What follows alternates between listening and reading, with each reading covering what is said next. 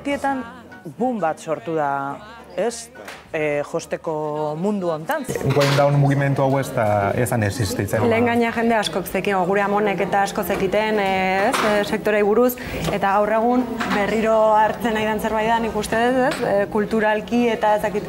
Duela 5 urtetik ona, akademiak eta bek, izan jera, adibidez, Asun Dominguezen Donostiko akademia hau, ez oin dala 4 urte.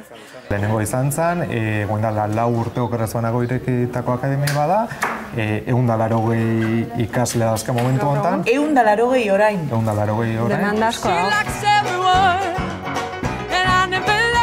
Kaixo Izar. Kaixo. Bueno, eta zu noiz hasi zinen josten edo? Josten hasi nintzen duela lehen urten, pare bat urte eta piko daramat hemen.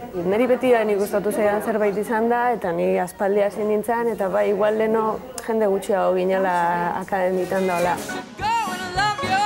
Baina ze arrazoi dagoz benetan bapatian urte hauetan boom hau sortzeko eta hemen 180 ikasle egoteko?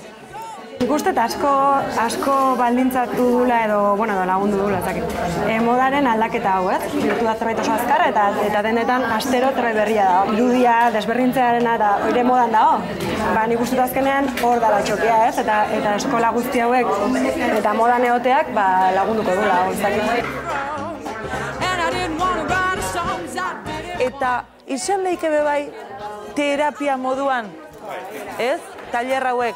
Netzako funtzio hori ere badaka. Eta gainea, indezun geldiune horretan sortu ez du txaleko hau edo sortu ez du ez dakiz ez. Eta horrek badaka beste satisfazio puntu bat. Jostean netzako hobi bat, orain beti gustatu zait moda eta gauzak itea, eta relajatzen du. Gero zuk iten dezunean zure arropa eta jasten dezunean, kriston poza amateizu eta jendek esatezunean, ala, ze politia, nune hasi zu bez nik indet. Ja, bukatu dugu ipinina zuen informazioa apurtxu ja, relajan azpizkat eta berriz jungonaz makinara ia apurtxu bat gehiago erakusten manabe. Josten eta hurrengoan neuken jeko errepakin banator platora.